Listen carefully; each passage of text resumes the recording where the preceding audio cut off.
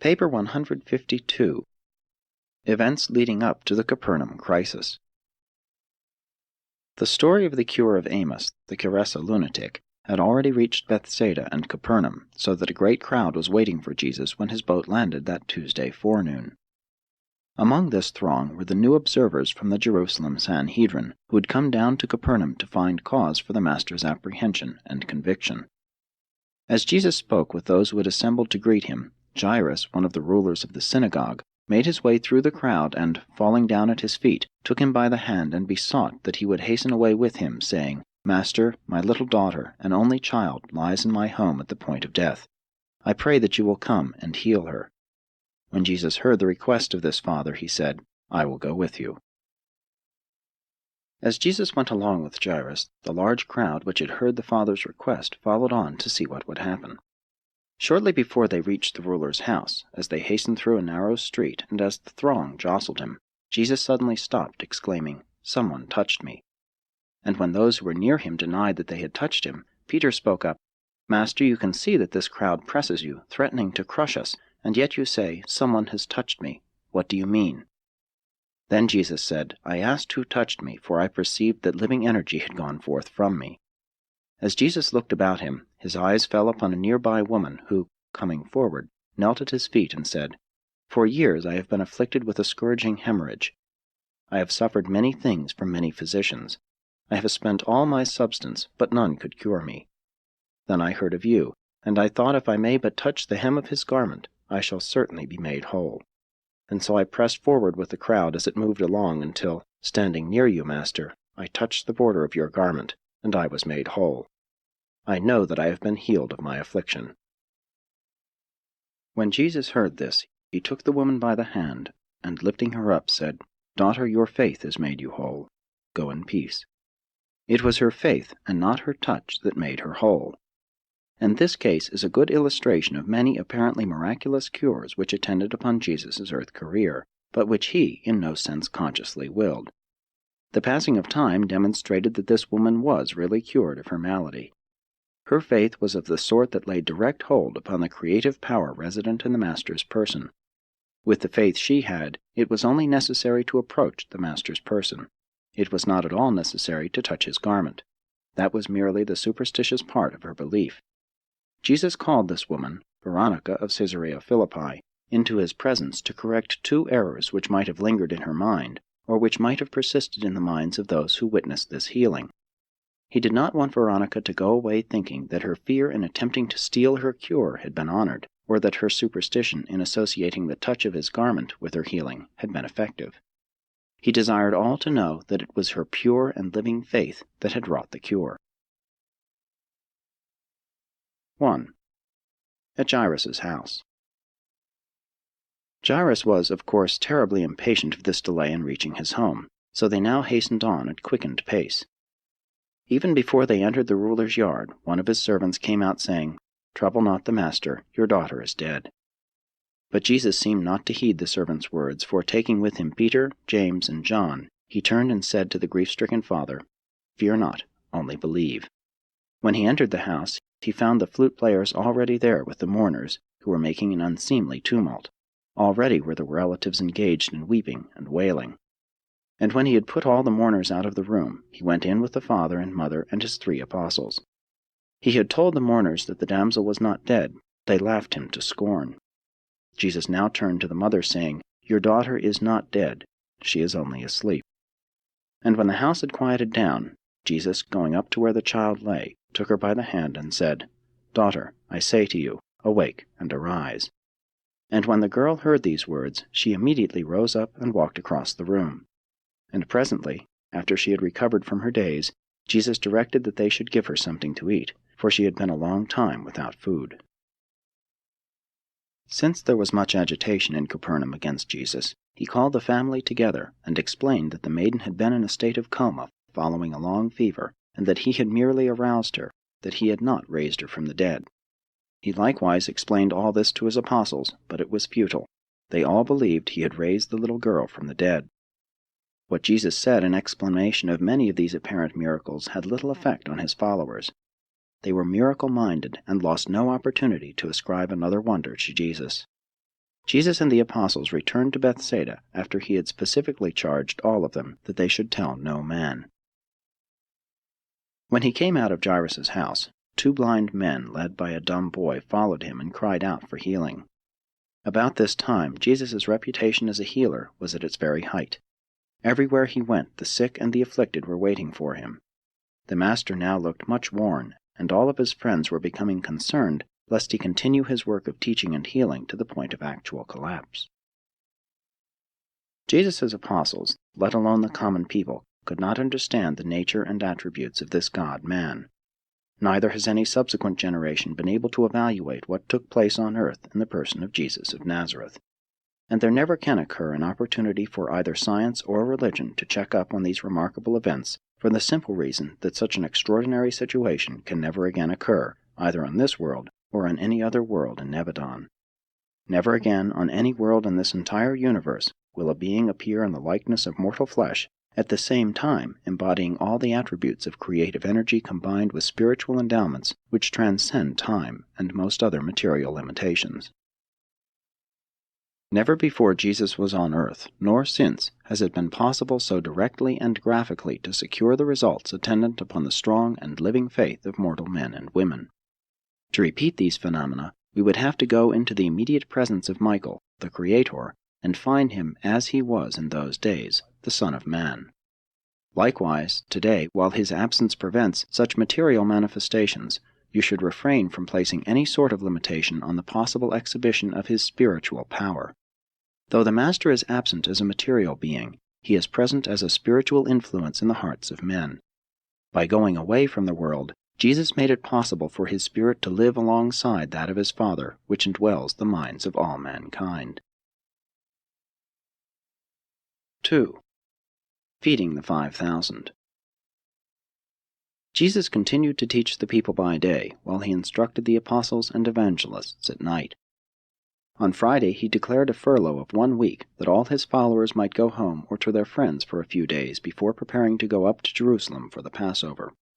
But more than 1/2 of his disciples refused to leave him, and the multitude was daily increasing in size, so much so that David Zebedee desired to establish a new encampment, but Jesus refused consent.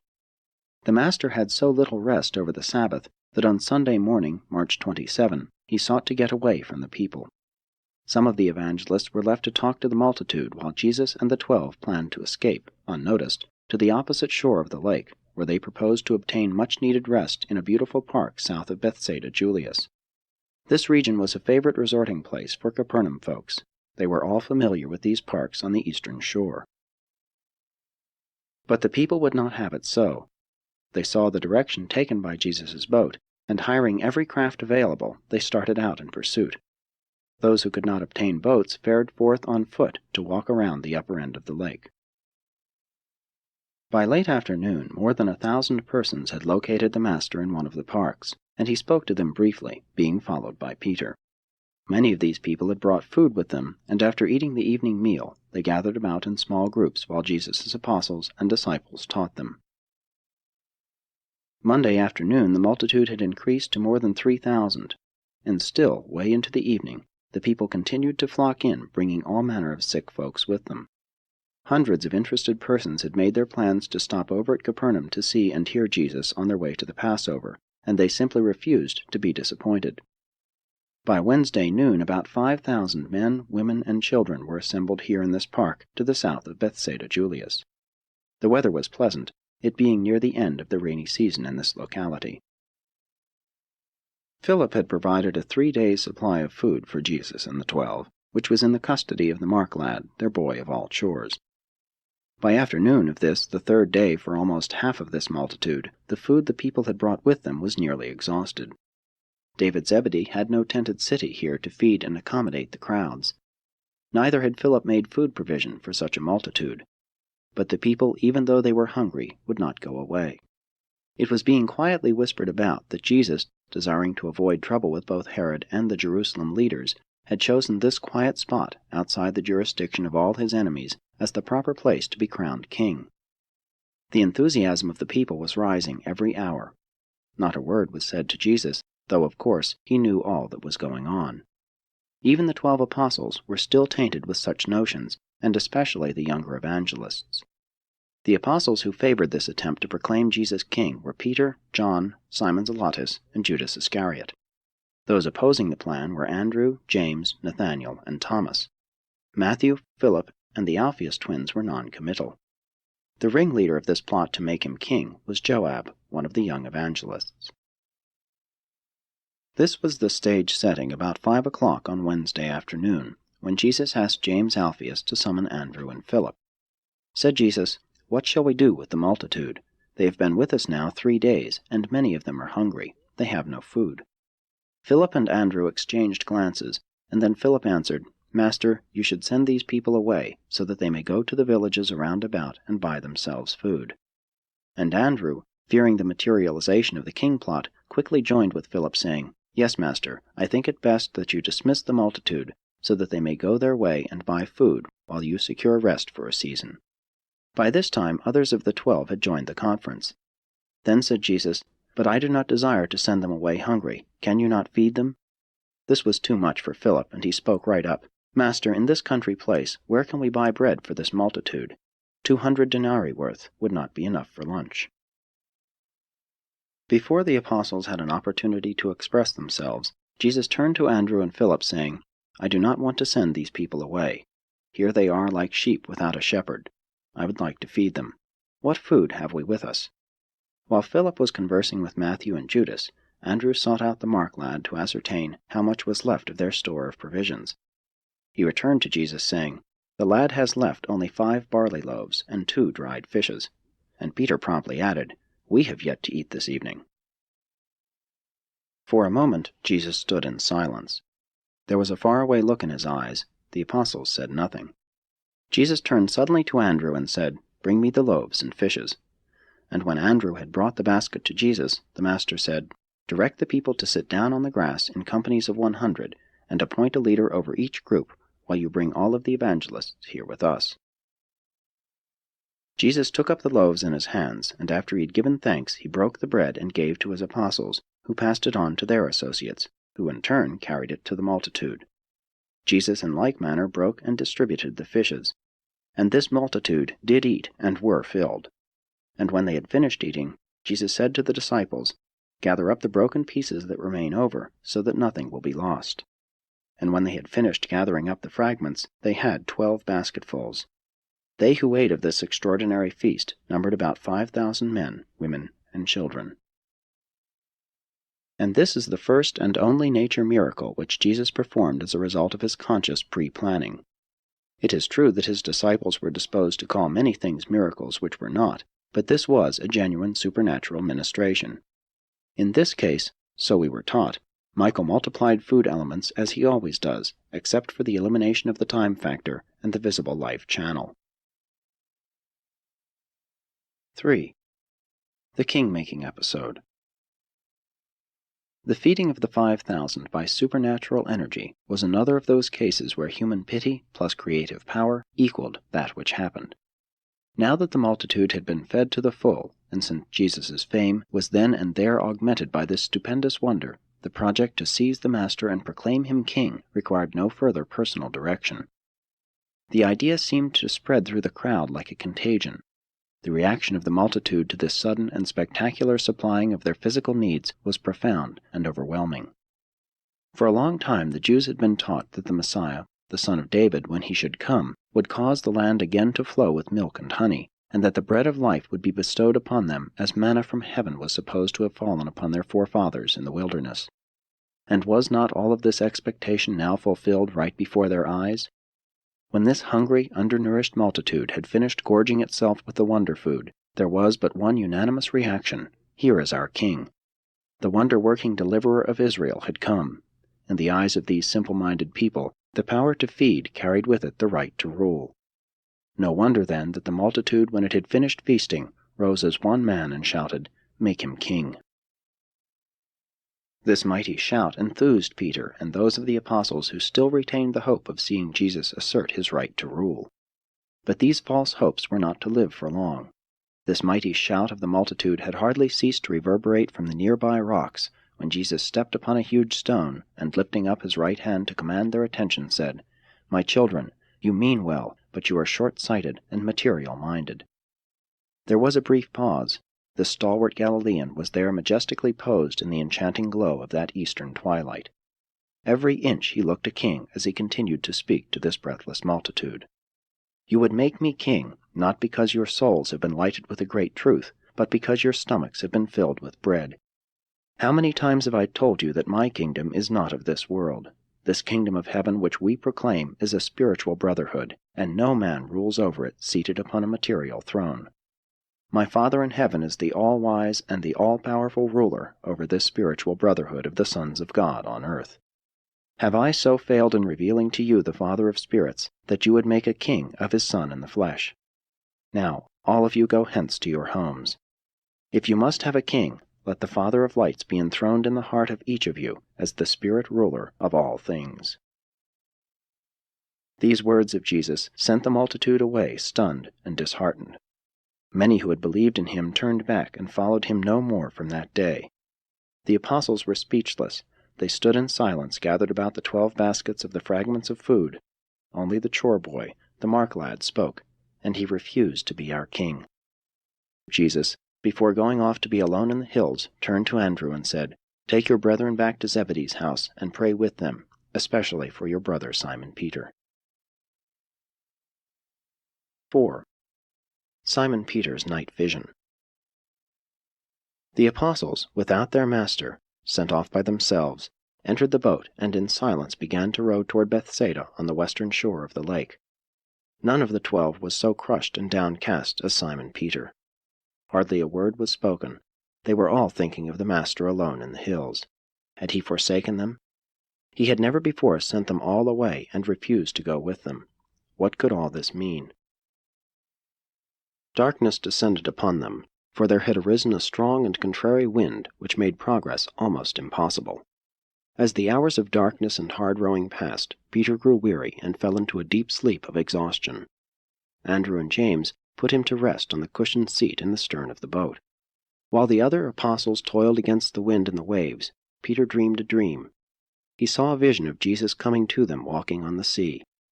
When the Master seemed to walk on by the boat, Peter cried out, "Save us, Master, save us." And those who were in the rear of the boat heard him say some of these words. As the apparition of the night season continued in Peter's mind, he dreamed that he heard Jesus say, "Be of good cheer, it is I, be not afraid." This was like the balm of Gilead to Peter's disturbed soul. It soothed his troubled spirit, so that, in his dream, he cried out to the Master, "Lord, if it is really you, bid me come and walk with you on the water." And when Peter started to walk upon the water, the boisterous waves frightened him, and as he was about to sink, he cried out, "Lord, save me." And many of the 12 heard him utter this cry.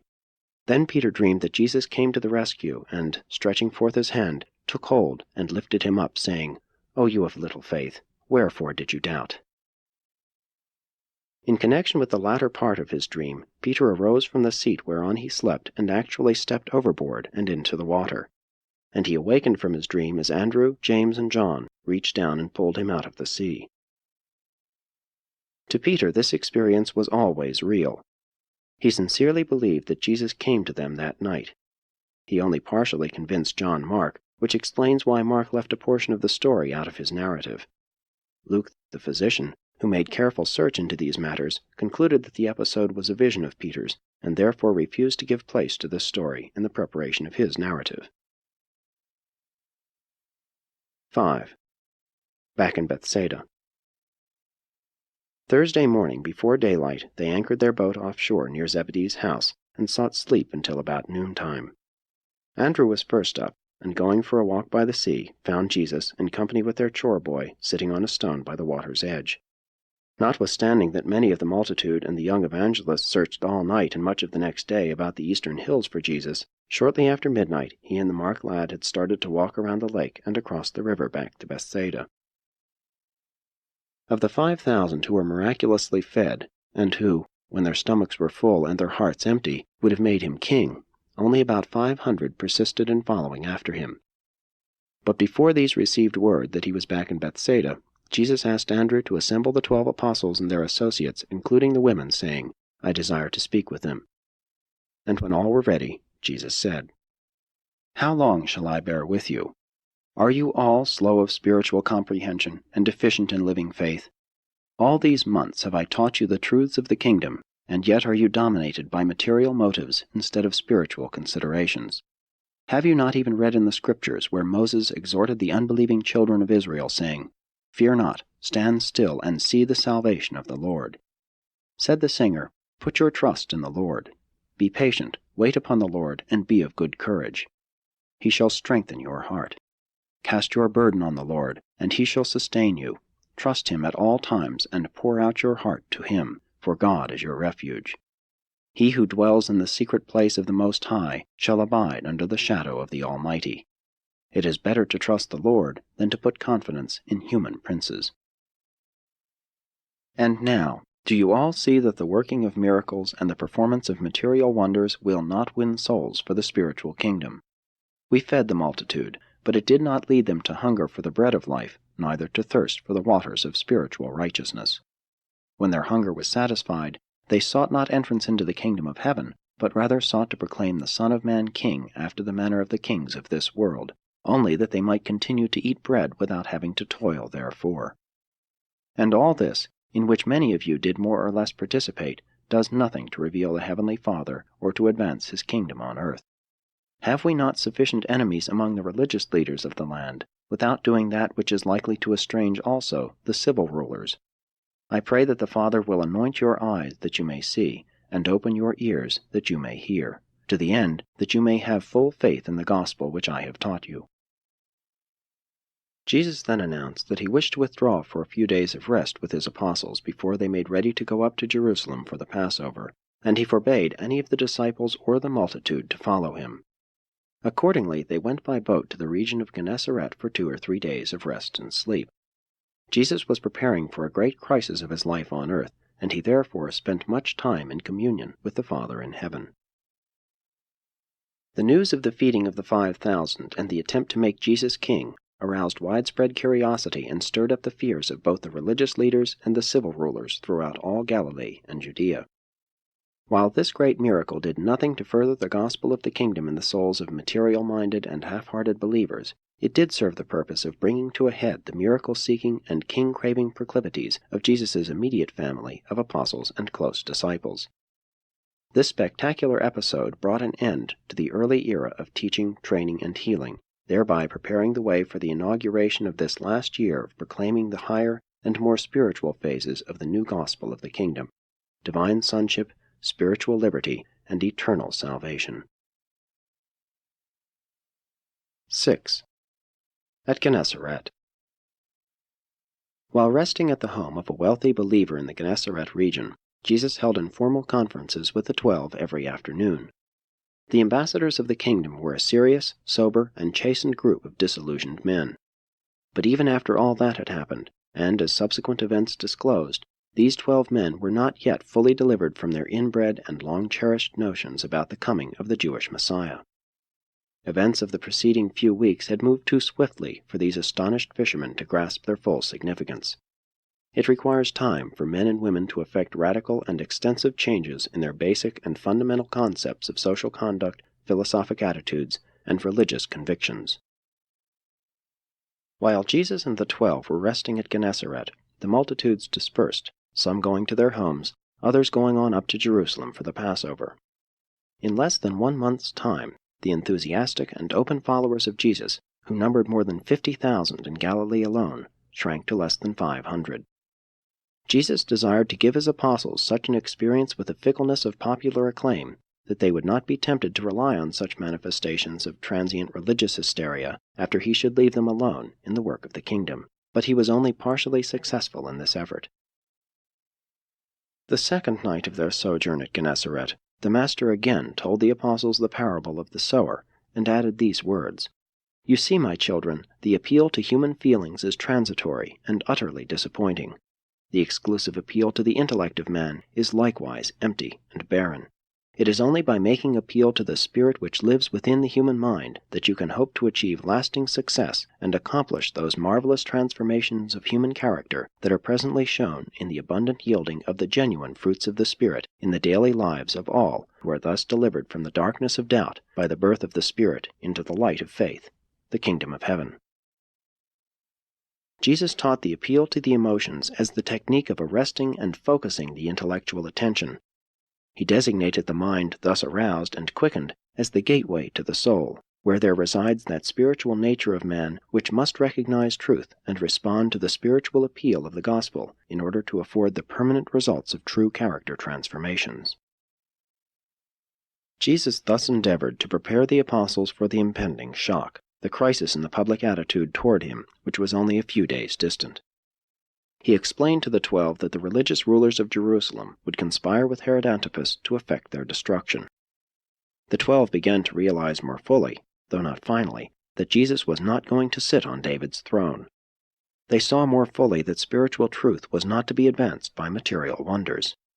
They began to realize that the feeding of the 5,000 and the popular movement to make Jesus king was the apex of the miracle-seeking, wonder-working expectance of the people and the height of Jesus' acclaim by the populace.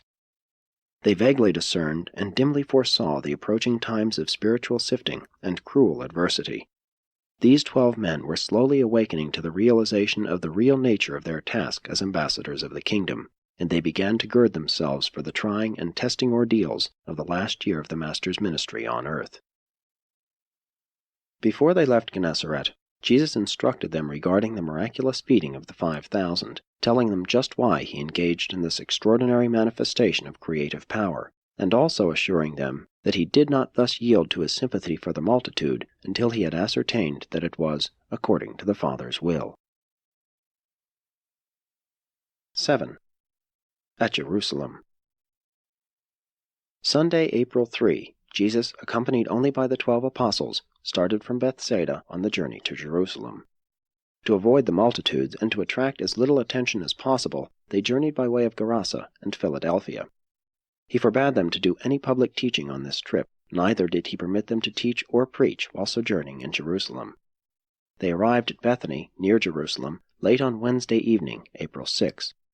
For this one night they stopped at the home of Lazarus, Martha, and Mary, but the next day they separated. Jesus, with John, stayed at the home of a believer named Simon, near the house of Lazarus in Bethany.